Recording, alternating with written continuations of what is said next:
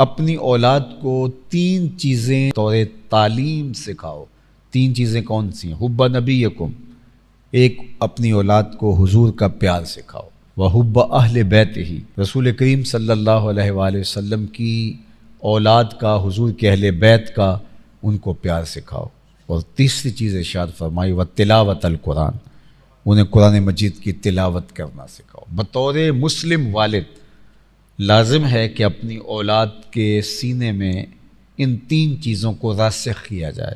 اگر والد نے اپنی اولاد کو یہ 3 چیزوں کا تحفہ نہیں دیا تو سخت محرومی ہے کہ اس نے دنیا کی ساری دولتیں دے دی، بینک بیلنس، بنگلے، کاروبار، گاڑیاں، سب کچھ دے دیا، لیکن یہ 3 چیزیں نہیں دیں تو کچھ بھی نہیں دیا۔ تو یہ 3 چیزیں بطور مسلم والد لازم ہے کہ وہ اپنی اولاد کو منتقل کرے، اپنی اولاد کے اندر اس ورثے کو منتقل کرے۔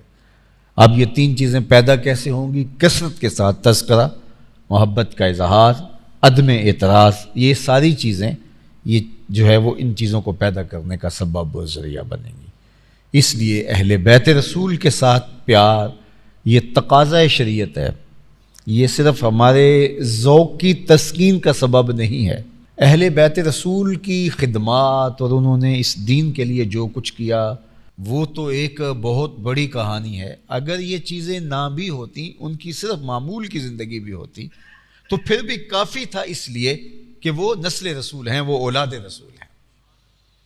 لیکن حضرت امام حسین رضی اللہ تعالی عنہ کا کردار دیکھیے، امام حسن رضی اللہ تعالی عنہ کا کردار دیکھ لیجئے، سیدہ زہرا سلام اللہ علیہا کا کردار دیکھ لیجئے، یا خاندان رسول کے دیگر ازواج مطہرات کا کردار دیکھ لیجئے، اس امت کے لیے ان کی قربانیاں دیکھ لیجئے۔ تو یہ سب کچھ انہوں نے کیا، تو ان کا یہ کردار بھی اس بات کا متقاضی ہے کہ ان کی خدمات کو خراج پیش کیا جائے اور ان کے ساتھ محبت کا ربط قائم رکھا جائے، اور عدم اعتراض جو ہے وہ ان کے حوالے سے اپنی زندگی میں، چونکہ آج تحقیق کے نام سے ہم دیکھتے ہیں کہ تحقیق، جستجو اور وہ آزادی اظہار اور کئی مختلف روپ ہے۔ مغرب نے آزادی اظہار کا نام لے لیا اور ہم نے تفحص و تحقیق کا نام لے لیا، اور پاک ہستیوں پر اعتراضات کی زبان کھول لی۔ ہم ہوتے کون ہیں؟ ہماری اوقات اور حیثیت کیا ہے؟ اور پھر جو چیزیں فیصلے امت کر چکی ہے، ہمارے مشاہیر کر چکے ہیں، ہمارے بزرگ کر چکے ہیں، تو ہمیں حق کیسے پہنچتا ہے کہ اب اس کے اندر دخل اندازی کریں؟ اقبال نے کہا تھا عقل آبایت ہرس فرسودہ نیست، کار پاکاں از غرض آلودہ نیست۔ اللہ اکبر۔ فرمایا کہ تمہارے آباء و اجداد کی جو عقل تھی وہ ہوس زدہ نہیں تھی، انہوں نے خواہشات کی بنیاد پر فیصلے اور فتوے مرتب نہیں کیے ہیں، اس لیے ہمارے اسلاف نے جو فیصلے دے دیے۔ تو میں آج دیکھتا ہوں کہ آج کے دور کے اندر بہت سارے ایسے امور سر اٹھاتے ہیں مختلف مواقع پر، اصحاب رسول کے حوالے سے بھی اور اہل بیت رسول کے حوالے سے بھی، اور خام خواہ ان 2 ذوات کو، 2 ہستیوں کو باہم بانٹنے کی سازش بھی کی جاتی ہے۔ مختلف فرقوں کے اپنے اپنے مفادات ہیں، اور ان مفادات کے تحت ایک نے کہا کہ صحابہ ہمارے ہیں، اور اہل بیت کے نام سے کڑن اور طبیعت میں گھٹن پیدا ہونے لگی، اور کسی نے کہا کہ اہل بیت ہمارے ہیں اور صحابہ کے لیے تو ان کی زبان سے انگارے نکلنے لگے، جبکہ صحابہ بھی حضور کی مشکات نبوت سے پھوٹی ہوئی روشنی ہے، اور اہل بیت بھی حضور علیہ الصلوۃ والسلام کے جگر کے ٹکڑے ہیں۔ میں تو ایک بات کہا کرتا ہوں، مجھے پتہ چلا لوگ اس پہ بھی اعتراض کرتے ہیں، تو میں نے کہا تھا کہ صحابہ حضور علیہ السلام کے در والے ہیں اور اہل بیت حضور کے گھر والے ہیں۔ ہم کہتے ہیں گھر والوں تمہیں بھی ہمارا سلام، در والوں تمہیں بھی ہمارا سلام۔ تو ہم تو دونوں کی عظمت کو سلام کرتے ہیں، ان کی رفتوں کو سلام کرتے ہیں۔ اقبال نے کہا تھا تو کہ نہ شناسی خفی را از جلی ہوشیار باش، اے گرفتار ابو بکر و علی ہوشیار باش۔ تو خفی اور جلی کو نہیں جانتا، ہوشیار رہنا، اے ابو بکر و علی کی تقسیم میں مبتلا ہو کر امت کی تقسیم کا ذریعہ بننے والے محتاط رہنا، کہیں ایسا نہ ہو کہ تیرے عمل کی بدکاری امت کی تقسیم کا ذریعہ بن جائے۔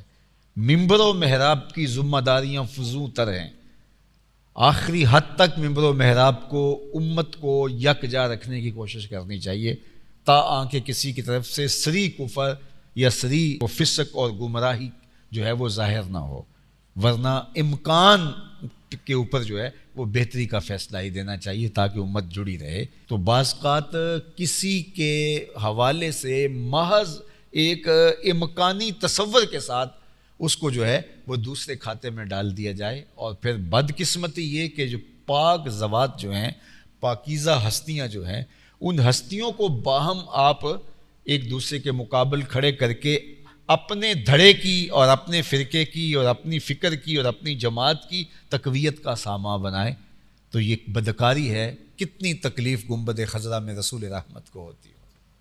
اللہ اکبر۔ حضور علیہ السلام نے اگر جگر کے ٹکڑے قرار دیا ہے حضرت امام حسن رضی اللہ تعالیٰ عنہ، امام حسین، حضرت سیدہ زہرا سلام اللہ علیہا کو کندھوں پہ بٹھایا ہے اور ان سے پیار کیا ہے، اور دوسری طرف حضور نے اپنے اصحاب کے بارے میں جو کچھ ارشاد فرمایا وہ بھی کسی کی نظروں سے مخفی نہیں ہے۔ یہ حضور علیہ السلام کے کندھوں پہ کھیلتے رہے ہیں تو ابو بکر کے کندھوں پہ مصطفیٰ سواری فرماتے رہے ہیں۔ کبھی یہ ہے کہ حضور کے کندھوں پہ حسین ابن علی سوار ہیں، حضور کی پشت پہ حسین ابن علی سوار ہیں، اور کبھی زمانے نے یہ دیکھا کہ جناب ابو بکر کے کندھوں پہ حضور رحمت عالم غار ثور میں سوار ہو کے جا رہے ہیں۔ اللہ اکبر۔ یہ اگر حضور علیہ الصلوۃ والسلام کی آغوش میں بیٹھے ہوئے ہیں، حضور علیہ السلام کے پاس لیٹتے ہیں اور حضور ان کے منہ میں زبان دیتے ہیں، تو وہ منظر زمانہ آج بھی دیکھ سکتا ہے کہ ابو بکر عمر آج بھی حضور کے پہلو میں لیٹے ہوئے ہیں۔ جے شک ہووی تے چل مدینے، آ ویکھ لے جوڑ مزاراں دا، بن یار نبی دیاں یاراں دا۔